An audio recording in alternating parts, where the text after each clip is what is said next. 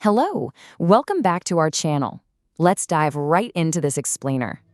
Today, we're breaking down a seriously thrilling chapter of Heart of a Phoenix, specifically Episode 5, The Wrath of Prince Warwick. You're going to want to brace yourselves for this one, because we are dropping straight into a disaster zone right from the very first second. Okay, so picture this. You're sitting in the proud, age-old Travelers Tavern, and suddenly, without any warning, the walls just start crumbling around you like dry sand. Our protagonist, Ariana, instantly realizes the sheer danger and screams at everyone to run. The owner goes completely pale. It's absolute, utter pandemonium. The panic reaches a fever pitch almost instantly. Heavy bricks are raining down, thick wooden pillars are snapping like little twigs, and a terrified crowd is just scrambling in every possible direction. Act 1. The Flaming Eagle attacks. Now, we need to understand the sheer scale of this threat. This is the giant flaming cloud eagle. And listen, this isn't just some big bird. It's a mythical, walking nightmare. It's the ruler of the eastern region of the frozen forest, a beast literally known for devouring entire villages. As the crowd screams, this massive shadow just swallows them up. I mean, its wings are wide enough to cover entire mountains. The dread is completely palpable as this monster launches into a frenzied dive straight at the people. But here's where it gets incredible. While everyone else is, understandably, losing their minds, look at Ariana's bravery. First, she safely gets Jane out. But then, instead of just running away, she actually sprints headlong back into the burning, crumbling building. She's dodging falling bricks, dodging a collapsing ceiling, and she finds this paralyzed mother and child. She literally pulls them up and hauls them through a window, just a split second before the entire wall completely caves in behind them. Outside, things are looking incredibly bleak. The crowd, which is mostly made up of young women who only came to the tavern hoping to catch a glimpse of the prince, they're absolutely terrified, just weeping like fragile flowers in a storm. But Ariana, with steely resolve, she looks at this whimpering crowd and says, firmly, "We're not going to die." Why? Because her sharp eyes just spotted something unbelievable approaching from the sky. Salvation. That chaotic, frenzied energy of the eagle's attack suddenly shifts because a mysterious man in a black robe sweeps across the sky like a meteor. He looks literally like an immortal descending to Earth. Act 2. Enter the Crown Prince. This happens so fast. At second 1, he's just a distant speck. By second 2, he has drawn the magnificent Sword of Canaan in this massive sweeping arc, and at 3 seconds, he crashes into the giant eagle like a thunderbolt. The force of his sword strike is described as having the momentum of an erupting volcano. The collision literally creates a tidal wave of flame up in the sky. The sheer energy is so overpowering that the people on the ground just stiffen up. They are too terrified to even breathe. Crack. With one deafening, sky-shaking sound, that enormous eagle is defeated in a single blow.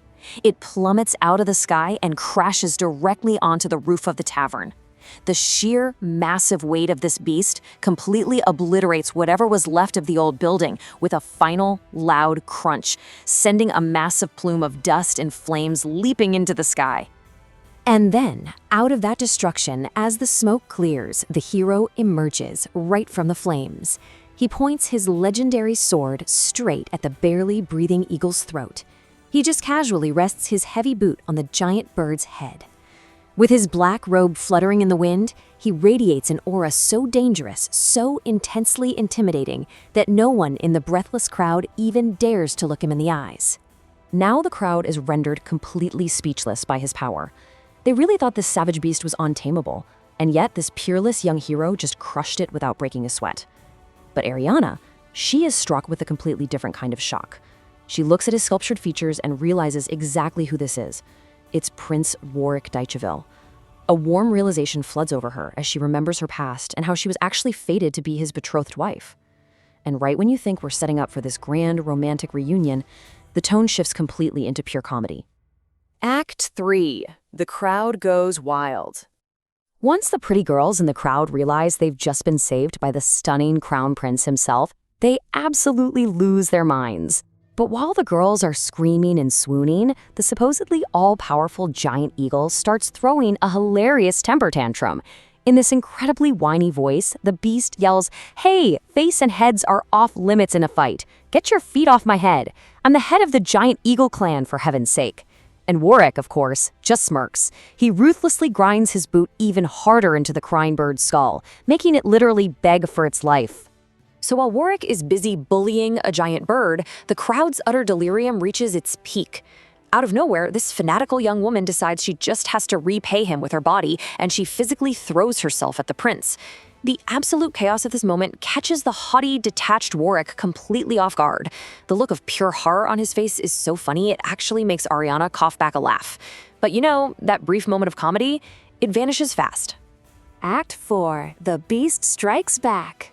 Because as Ariana is laughing and looks away from Warwick's horrified face, she spots something terrifying.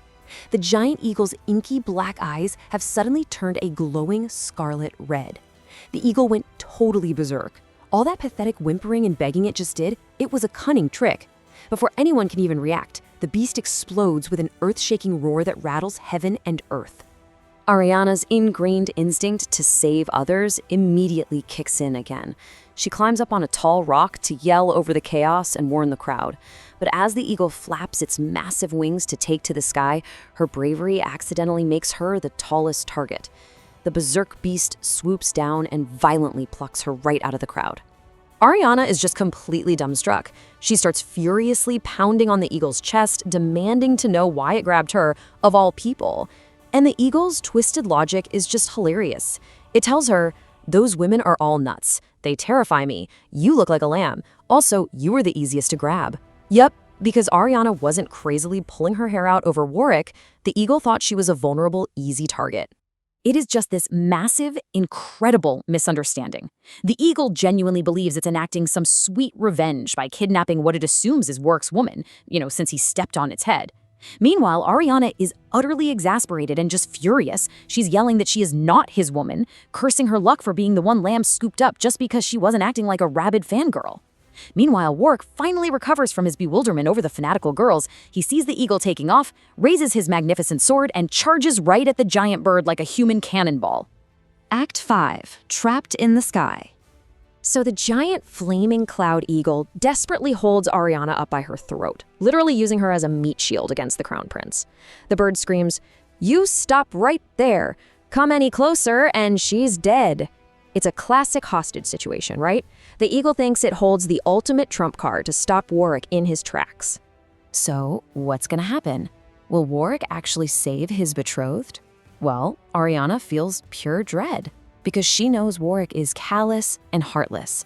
And to her absolute horror, Warwick completely ignores the threat. He doesn't even dart a single glance in her direction. Treating her like she's nothing more than a mere feather, Warwick simply smirks and takes a menacing step forward, fully ready to strike right through her to get to the bird. Yeah, the hostage trick completely failed. The eagle panics and just bolts. Flapping its massive wings, it turns tail and flees straight up into the sky with a desperate, terrified burst of speed. And we are just left on the absolute edge of our seats. Ariana's vision blurs from the sheer speed. The biting wind violently scrapes across her cheeks. As they ascend rapidly, she looks down, and the people on the ground look like tiny little ants. The full force of the horror really hits her. She is soaring higher and higher into the frozen unknown, dangling completely helplessly from massive talons, exactly like a leaf in the wind. Talk about an incredible cliffhanger. That is exactly where this episode concludes. Will Ariana survive the frozen unknown, or will the callous Prince Warwick actually step up to save her? We are just going to have to find out next time. If you like the story, please like and share it, and subscribe to the channel to watch future episodes. Thanks for watching.